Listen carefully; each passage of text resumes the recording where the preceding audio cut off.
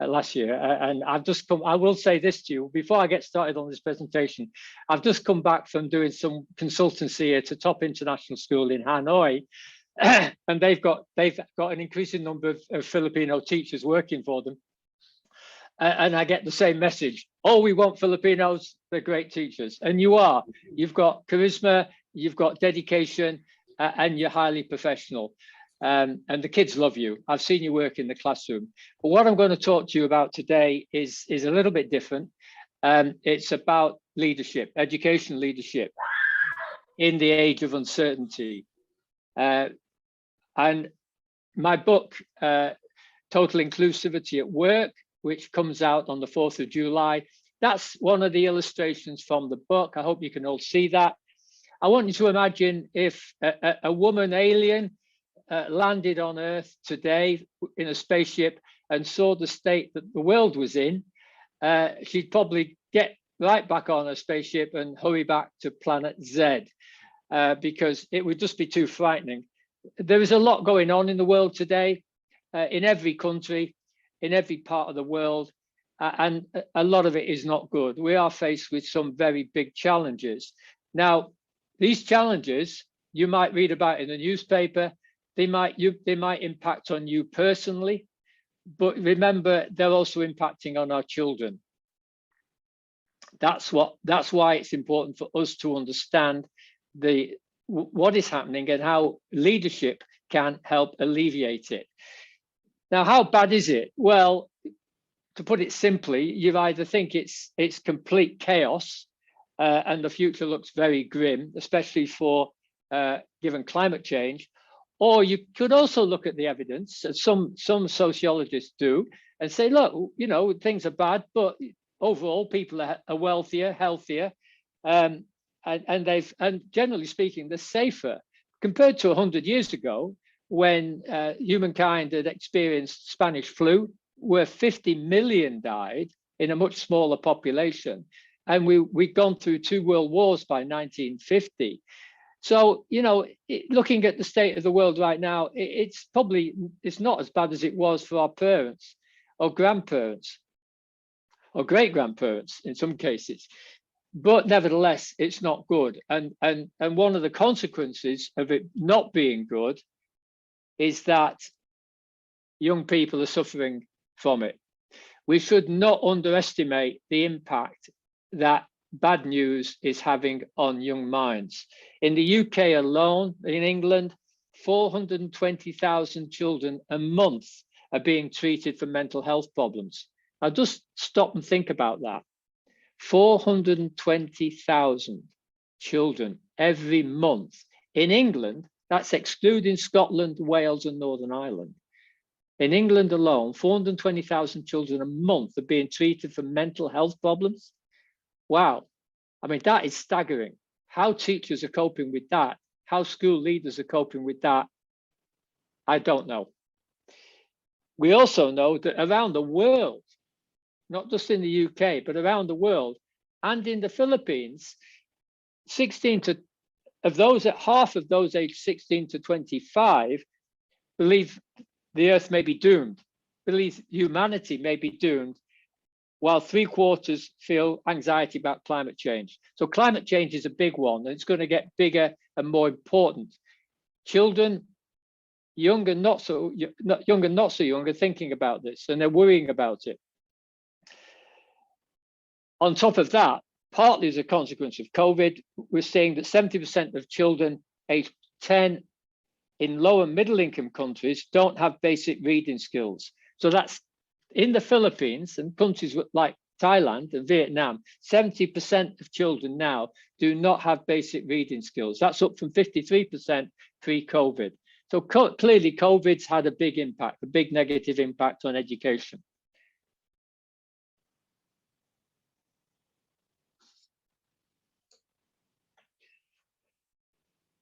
We now recognize that leadership is vitally important. Sorry, I've missed this one there, excuse me. This is not part of the show. What do we know? We know that state education systems and even private and international schools, we know they're under a lot of stress. In Thailand, where I live, there's probably about 150 international schools have closed in the last 2 years. I don't know what the data is in the Philippines, but it's probably just as bad. A lot of parents under financial pressure now. Inflation, global inflation is very bad. State education systems are not coping well. One estimate from the World Health Organization suggests that, from the World Health Organization suggests that we're now in the worst education crisis in a century. And on top of that, and surrounding it is the question of education leadership. If it's so bad, if our children are suffering, if there's crisis around in our homes, in governments, and in society, how's education going to cope with this? How are the schools going to cope with it? Because schools, not parents, schools and teachers are the first and last line of defense. You as teachers will spend more time with children than their parents will spend with them. So what type of leadership? Well, I've identified 4, but if you go to the data, if you go to the research, you can identify a few others. I've picked out 4 here because I think these 4 types of leadership illustrate the key differences between leadership. And while I'm talking about this, you ought to think about what styles have you experienced as a teacher? And also, what style do you think you're giving off as a leader, for those of you who are educational leaders? The first one is the autocratic, do as I say. Now, there's a lot of that in Asia. I see a lot of that in Southeast Asia. It's arguably the most common type of leadership, where there's a leader at the top and everybody else is expected to follow. That doesn't work in the modern world. The second one is the visionary, where someone has a vision, they say, follow me, believe in me, I can make it work. The third is the performative. Now, the performative one has become very powerful, and we see that around the West particularly, and we're also seeing it in international and private schools, which is where people are assessed against target. It's where people have an appraisal and they're given targets, a performance, and they're measured against those performance targets. And if they don't measure up, they're fired. Now, that sort of performative leadership is very common outside of education, but we're seeing it emerge in schools as well. And then there's the one that I support, and which I believe is the only one that's going to enable us to survive the crisis that we're in at the moment, the global crisis that we're in at the moment. And that is a totally inclusive leadership, where we operate as a community. And by we, I mean schools. So let's just look at 4 illustrations. That's an autocratic leader. Vladimir Putin, he cuts no opposition, he's ruthless, he's dangerous, and there's a lot of leaders like that. Now, he's an extreme example, but you'll find them all over the world. We don't want to find them in schools. That's a visionary leader, Martin Luther King. He had a vision for equality, justice, social justice, peace between races and ethnic groups. And that vision's stayed true in America and around the world, despite his murder, his assassination in the 1960s. People still follow it and still believe in it. Another one's Nelson Mandela. But we don't see many of these visionary leaders. And ideally, they're okay in schools, but they can be problematic because once the visionary leader goes, who's going to take over? Good leadership has a succession plan. And that's the problem with this guy. He has no succession plan. When he goes, it'll be chaos in Russia. Similarly, when Martin Luther King died, what stayed behind was his message, but there was no other leader who stepped in to take his place. Then we've got the performative leader, the one that will measure you against results. And if you don't measure up, you're fired. Ideally, we should be looking at a totally inclusive leader. Now, I've put that slide up there on purpose because you can't tell me in that slide which one of those individuals is the leader and which one is not. In fact, in a good school, everybody contributes to leadership. Yes, you've got a boss. Yes, you've got a principal. You've got heads of department. You've got a hierarchy. You've got an organizational system. But everybody should be contributing to the success of the school. So it's not about one person having all the brains. So what is totally inclusive leadership?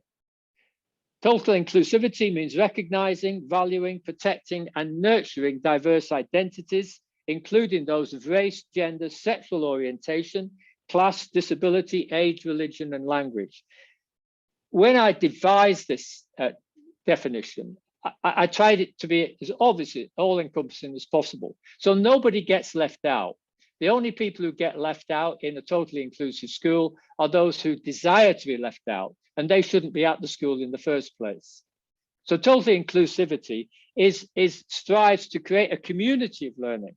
So maybe you stop thinking of the fact that you're teachers, and maybe you stop thinking of the fact that you work in the school. Try and imagine that you're a facilitator of learning in a community. Think of it in those ways. Turn the language around.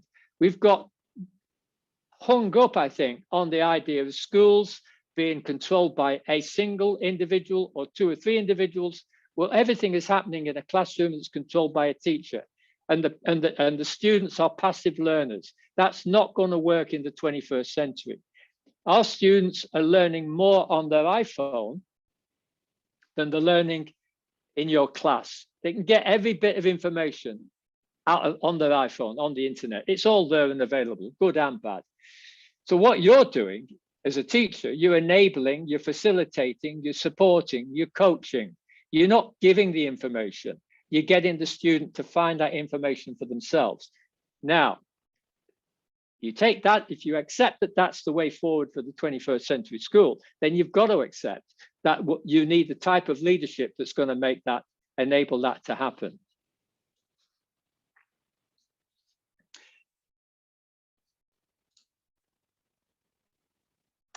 So why is it best for schools? Well, let's respect teachers.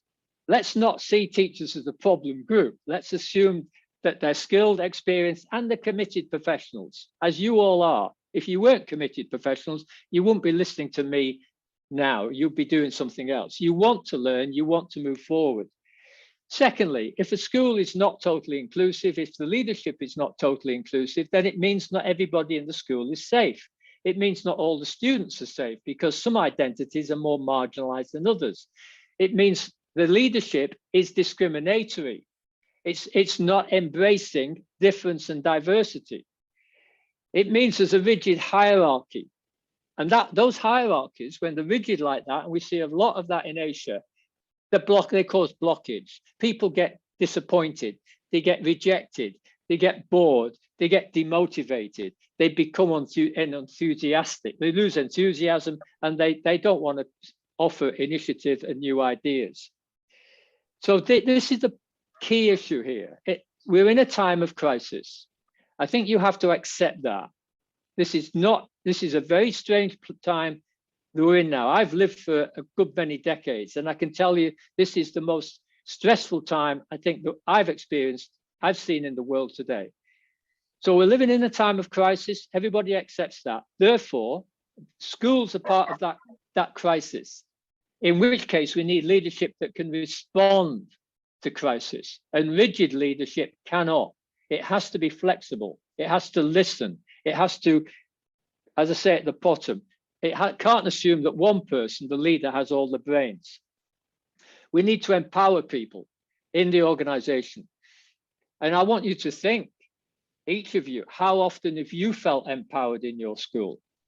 How many times have you felt that someone was listening to you, that your ideas were valued, and that you were encouraged? Maybe you are working in school like that. If you are, that's great. If you're not, you need to ask yourself why.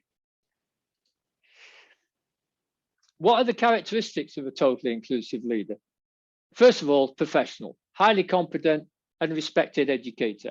Secondly, emotionally intelligent. Emotional intelligence is becoming one of the key soft skills to teach in schools. We're no longer concerned with teaching subjects only. We're no longer concerned just with teaching how to read, write, and do maths. We're also concerned in schools in how to create an individual who can live and operate and be successful in the 21st century. That requires empathy and emotional intelligence. The leader must be ethical. They must be honest and sincere. That doesn't mean to say they always do what everybody else wants. And it doesn't mean to say they never make a mistake. but it does mean to say that they go about their job as leaders in an ethical, sincere, honest, and open way. They have to listen. A leader who's not listening is shut off from what's going on in the organization. What I see when I go around schools, when I know straight away if the leader is not listening, because I'll go and see him and he's in his office with the door closed and he never comes out. Now, if you're working in a school where the leader of the school is always in the office, never comes out, never talks to anybody, doesn't go around the school meeting people, that's a leader that's frightened and a leader that's not listening. That's problematic. Everybody should be coached. We all need a mentor sometimes. We all need a bit of support. Leaders have got to coach people and support and advise and help. And this is the bit that gets a bit tricky because you've got to have a strategy as well. The leader's got to know where he wants to go or where she wants to go with the school. At the same time, you've got to be flexible because one of the things that COVID's taught us is you and I don't know what happens tomorrow. And what might happen tomorrow could be pretty grim, in which case, how are you going to respond? You need to have a flexible leader who can respond without panicking. Is there one type of leadership that fits everybody? Not really. We're all individuals. We've all got a different identity. And that's particularly true of teachers. Every one of you listening to this talk from me is an individual. You've all got your particular quirks, characteristics, interests. You've got your strengths and your weaknesses. If I was leading your school and I tried to interact with you all in exactly the same way, it wouldn't work. One of the skills of leadership is reading people. So when I go into a school and I do a consultancy, the first thing I want to do is sit down on a one-to-one and talk to the leaders, talk to all the leaders, right through the hierarchy, and talk to some senior teachers as well. Get to know them, find out what they're thinking. What's their identity mix? How do they respond? Now, if I'm leading that group, if I'm leading that school, I know I've got to respond in different ways to different people.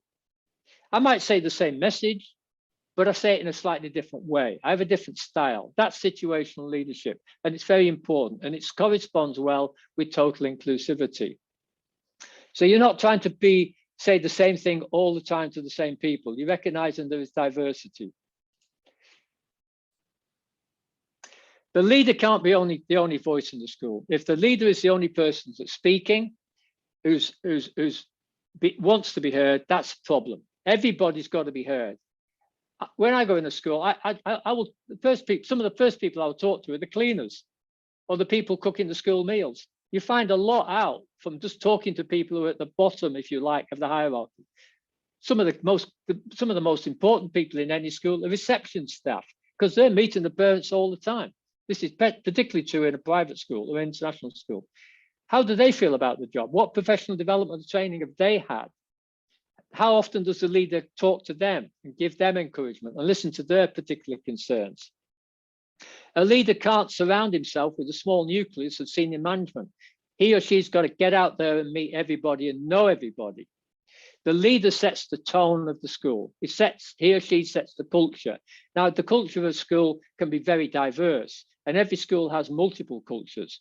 But what is also true is the leader does set the tone, and their attitude, their approach, their style will influence the dominant culture and feel of that school. Leaders need to be patient. They need to be firm, patient, and they need to be flexible. They need to be able to make a decision, but sometimes they've got to be able to say, I don't know. You can't, as a leader, say all the time, I know what to do and this is right. You can't, because often you don't know what to do and often you're wrong. So be honest with yourself. Say, look, this is a problem. Let's sit down as a group and try and sort it out.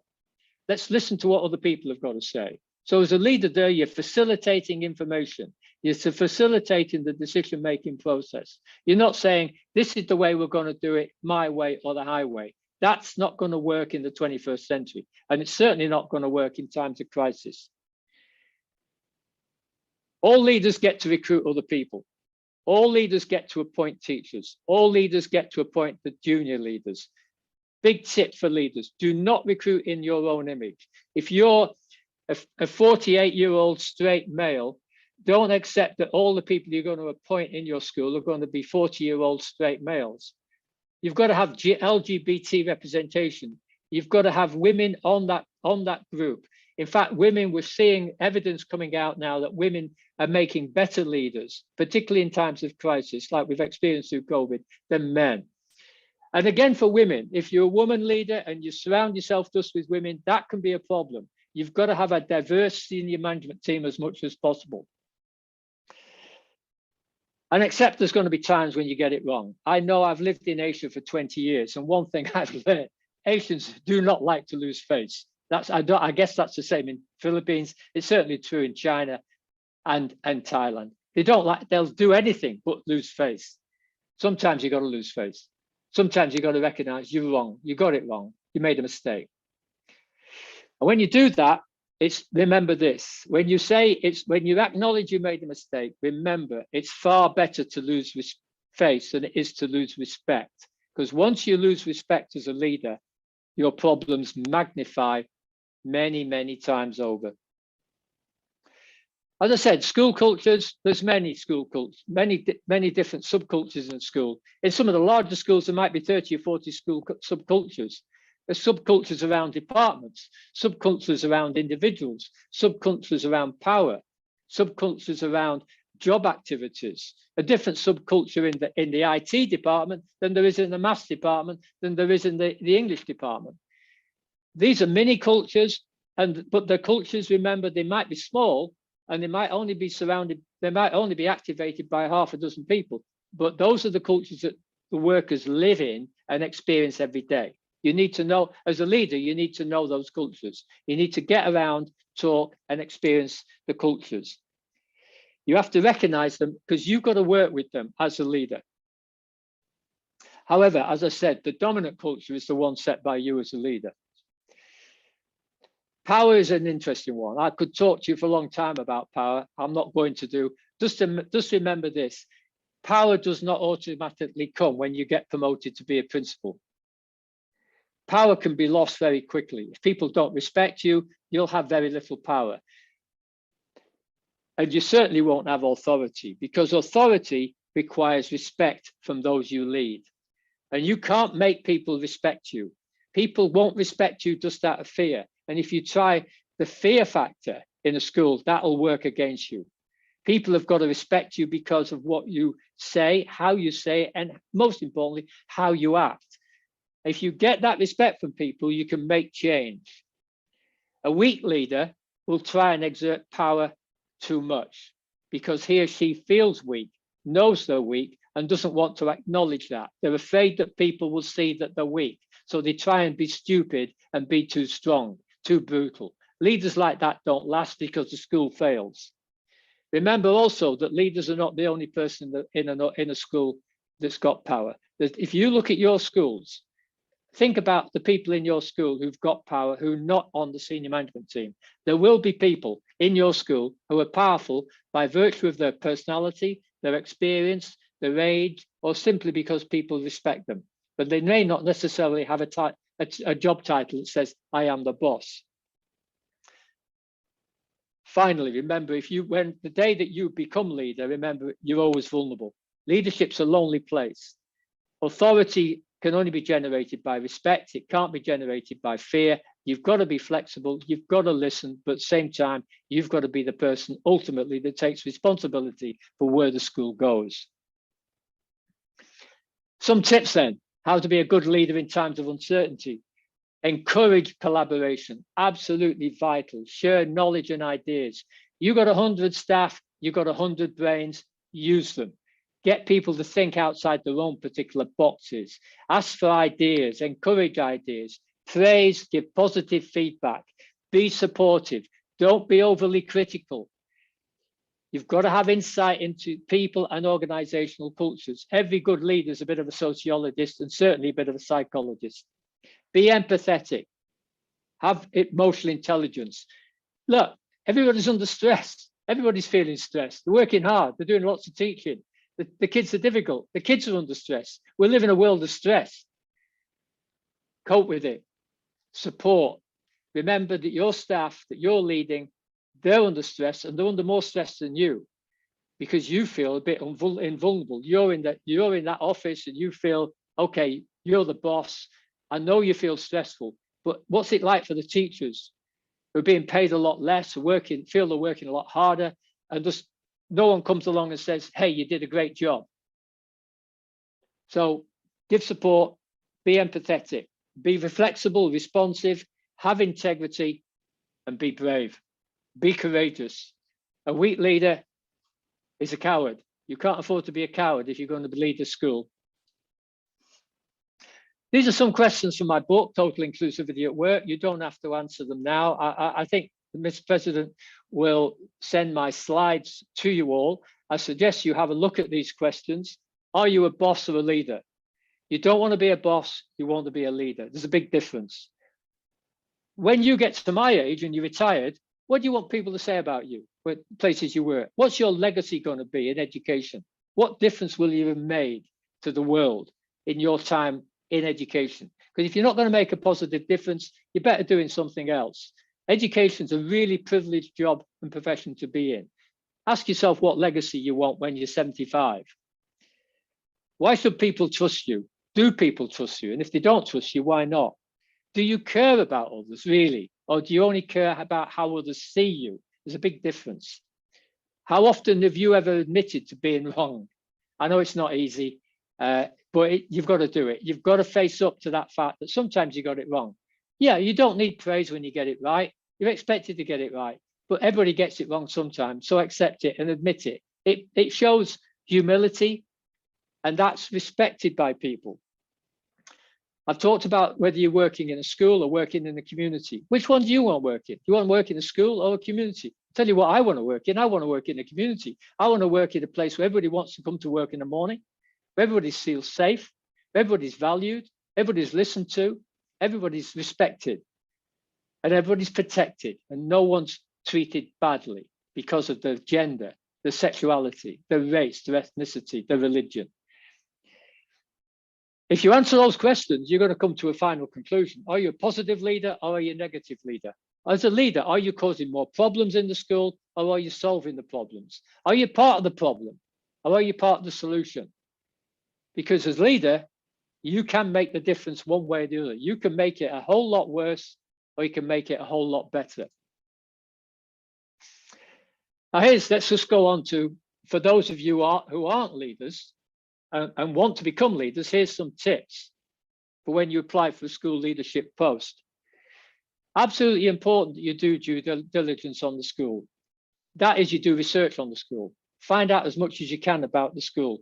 One way is to send a friend to visit the school and inquire as a prospective parent. I know it's a bit deceptive, but it's useful to find out, how was that person treated at reception? What was the atmosphere of the school like? And they report back to you on their experience. Remember, when you go to a new job, you're putting your career on the line. You don't want wasted years in a bad school. So look at the school, find out what people think about the school, what parents think about the school. And I don't just mean the school results, because they don't tell you anything. Some of the worst schools to work in have some of the best results. So don't go by how well the school is regarded in terms of its pass rate for exams, or how many children went to university. That's not going to tell you anything. What you're looking at is, what does this feel like? Is this really a 21st century school, or is it a school out the 18th century? How many leaders has the school had? That's always a giveaway. If the school's had a lot of leaders over a very short time, you know there's a problem somewhere. That's particularly true for private and international schools. Again, for private and international schools, find out the retention rate. You know, some international schools, the retention rate is appalling. Could be 40, 50%. That means 40 to 50% of all teachers leave in 1 year. Think about that. How's that chaotic? Now, if you're getting that sort of retention rate, then things are very bad. For international schools, as a yardstick, you're looking at between 10 and 15% retention rate. So you're always going to get dropouts on private and international schools, less so on state schools, but look at how many teachers are leaving and going every year. Now, when you go for interview, and you will get interviews, you must ask about professional development.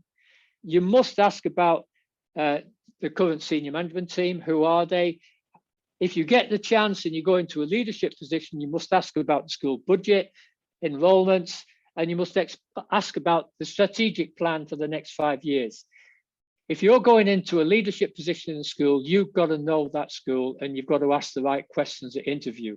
Don't get an unpleasant surprise after you've signed the contract and the first Monday morning you walk in and you find it wasn't what you thought it was. You need to find out before you sign on the dotted line and agree to take the job. Do due diligence. Finally, never stand still. You always keep learning and developing. This experience from the survey is part of that professional development for you, and it's important. Take every opportunity for professional development and accept new challenges. Be brave. Don't be afraid to take a risk. Get a master's degree or MBA. MBAs are very useful as a postgraduate qualification if you expect to go into school leadership. 6 to 8 years is long enough in one job until your mid-50s. After your mid-50s, you can look to get into a single job and stay there until retirement if that's what you fancy. But don't stay in a single job too long in your 20s or 30s. You need to, unless it's a job where you're getting opportunity for change and personal and professional development. But if you're not, you've got to think about leaving. Keep expanding your professional development. Get yourself on organizations like LinkedIn, social network like LinkedIn. Forget Twitter. I'd stay away from it because it's not going to help your career. It can only damage your career going on something like Twitter. And Facebook, yeah, well, I don't know what the big social media is in the Philippines. Here in Thailand, it's Line, and to some extent, it's Instagram. But you need the professional networks. We're not talking about friendship groups. LinkedIn's important. And remember that you're a brand. In today's world, you've got an image. Everybody's got some sort of image, particularly if they're on social media. You will have an image as well. What's your brand? How do you want other people to see you? How are you presenting yourself? All this will count when you go for that very important, high-level, well-paid leadership job.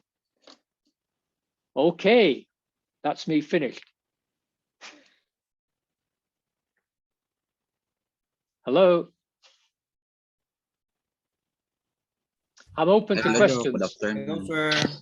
Hello, sir. Hello, great. We're still here. Sir. You're all still there. You're not going to sleep. Very important.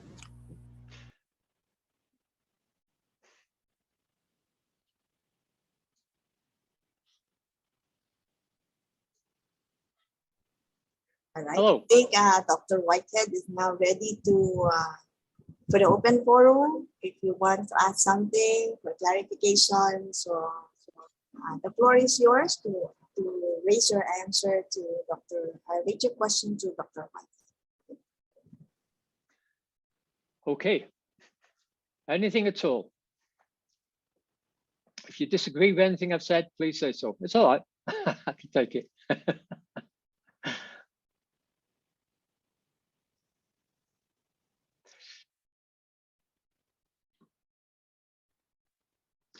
What is the best leadership style for me? Good question. Well, I'll be honest with you. I prefer working, if I'm going to have a boss, I prefer working with women. I prefer women leaders by and large. I've met some good male leaders, but I've met more better female leaders. And I'm now working, doing education consultancy at an international school in Hanoi. And the person I'm working for is a young woman in her 40s. She's the daughter of the owner of the school, the founder of the school, and she's very good to work with. She gets it. She's well educated. She's enlightened. So I prefer to work with someone who will listen to what I've got to say, will tell me if they think I'm doing it wrong, will share ideas, and who follows a total inclusivity approach. They're really the best people to work for. You feel comfortable, you feel safe, and you feel valued.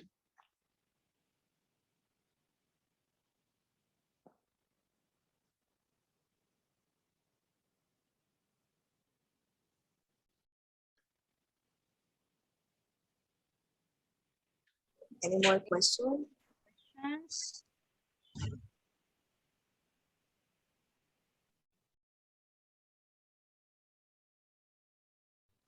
No problem, Cheryl. Thank you for the question.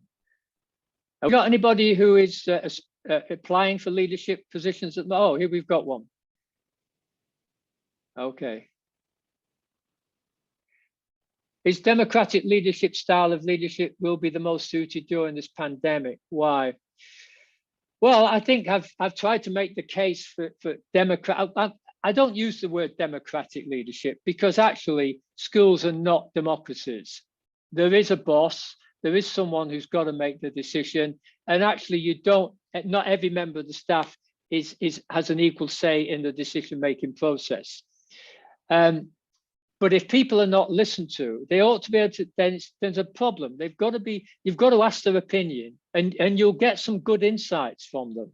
You've got to encourage them to give their voice. Say what fears they've got, say what their anxieties are. I'm not keen on the democratic leadership because it's not about a vote. Leadership decisions in school are not taken on a vote basis.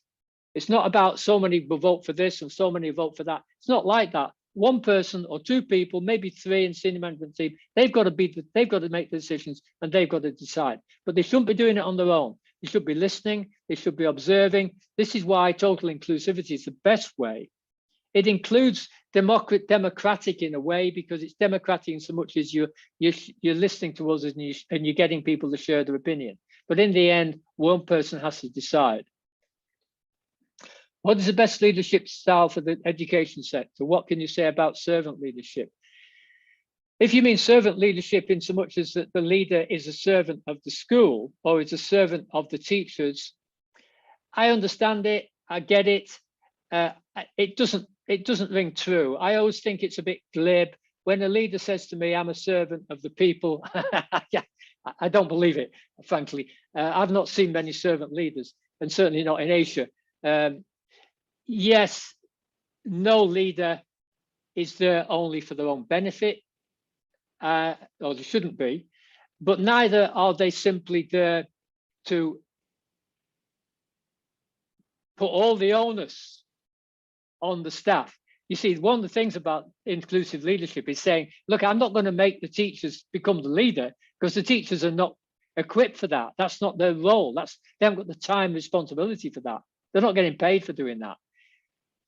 But you've got to listen, you've got to share, you've got to have meetings where everybody gets a voice. Everybody puts their contribution in. Now, if you call that servant leadership, fine. But in the strict sense of servant leadership, where the leader says, hey, look, I'm just a servant of the staff. No, I don't believe it. Let's go on to the next one. Wow, a lot of questions coming here. Blah, blah, blah, blah. Because I've got one from Carlito. Oh, wow, there's a lot come in here. Let me go back up. I'm reading them. Right. Ernesto. Okay, what about transformational leadership for the new normal in education? Yes, I don't think total inclusivity is that different to transformational leadership in so much as that you're encouraging that involvement of people in it. It's a lot better than transactional leadership where you're simply saying you do this or there's going to be a consequence, or if you don't do this, I won't do this for you. Yeah, transformational leadership, I'm okay with the term. I think total inclusivity though captures it better because transformational leadership can simply be about a relationship between two people. Total inclusivity leadership is about a relationship between the leader and the whole school. But with transformational leadership, it might miss out, for example, people at the bottom rung of the hierarchy, people who are invisible, the guards outside on the gate, the drivers, the kitchen staff, the cleaners, the teaching assistants. It's transformational leadership's okay to a point, but what I want to see is I want to see everybody, regardless of their identity, feeling that part of a community. If you get that right, everything else follows well. We got one from Lynette. Okay, Lynette, what is the best way to develop leadership skills aside from attending seminars of formal education? Okay, the only way to develop Lynette is to do it. You're only going to learn so much from listening to me or that people like me. You've got to get out there and you've got to do it. You've got to be ambitious. one of the tips for getting up, going on the hierarchy is to start low and aim high. Don't ask for too much. Don't ask for too many fancy working conditions and big money when you start out. But that's where you're aiming for, that top job, where all the benefits will come. You've got to do the job. You've got to get the experience. And you can only do that by getting the job offers. So seminars are important to give you things to think about. I'm giving you things to think about. Maybe you go away and you read some books, but in the end, you've got to put into practice and you've got to find out what works for you. Different people have different styles. I'm talking about a blanket concept like total inclusivity, which is that's non-negotiable. Actually, you don't discriminate against anybody based on their identity. That's your starting point. You listen to everybody. That's the second point. But it does get more complicated than that. And you'd have to read the book. I've got a book coming out called Creating the Totally Inclusive School at the end of this year. And that will give you some pointers on how to go about it in a school. But as far as leadership's concerned, as far as how to get those skills, you've got to do the job. You start low, you take on the responsibility, you go from lower level position, middle, and upwards and upwards and upwards. Be brave. Don't say no to any challenges or opportunities. L'Oreal. Okay, what leadership style could you suggest in this time of pandemic? Well, total inclusivity leadership. That's the one to follow because that's the one that makes people feel safe. And people do not feel safe right now. You go outside outside this seminar and you go to anybody in the street right now and ask people how they feel about the world today. Ask people how they feel about their job. Ask people how they feel about their income. Ask people how they feel about the future of their children. And you're not going to get good answers. I don't care where you are, whether you're in Manila, Moscow, or Montreal, you're going to get the same problems back, the same feedback back. So what we've got to have is a leadership style that makes people feel safe. That's why the schools have got to be communities of learning, where everybody's involved and everybody contributes. Last question. Carlito. Yeah. Last question, please. Oh, last question. Oh, God, I've got so many of them. Let me pick one out here. I've got a nice one here. I'm going to come back to that. Okay, I like this one. This makes me think. As an expert in leading people, how will you manage teachers who overpower you since you are younger than them and you are the school head of the school? Yeah, okay. Right. If you're a woman, and you are a young woman and you're heading a school in Asia, you've got two problems. One, you're young, two, you're a woman. Both of those go against you in the culture that we've got today in Southeast Asia, because it's patriarchal and it's ageist. So someone like myself with a white skin, who's older, who's a male, it's easier for me to impose leadership style because people in Asia won't argue with me too much. Plus I'm a doctor. But if you're a young woman at the beginning of your career, it is a challenge. What I would advise you to do is in that school, you need to get people around you. You need to get a small senior management team of people like yourself who will support you. It doesn't matter what age they are. It doesn't matter what gender they are, but they need to be part of you and they need to be your allies. You don't want to be on your own. You don't want to feel isolated. You need to get people who will support you at times of stress and at time of crisis. You don't want to feel on your own because, Ellen, if that's you, if you're feeling on your own in that school, it's going to be very difficult. You need allies.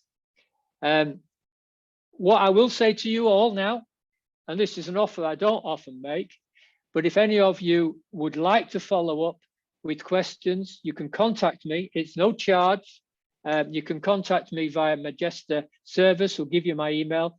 I'm very happy for you to contact me with individual questions going forward, and I'll answer individual problems as best I can.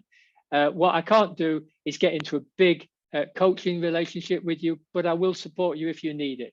So those of you who are leaders or aspiring leaders and you would like a bit further advice, please feel free to contact me on my email. Magesta service, Ms. President will give you that those details and I'll reply to you. Okay. So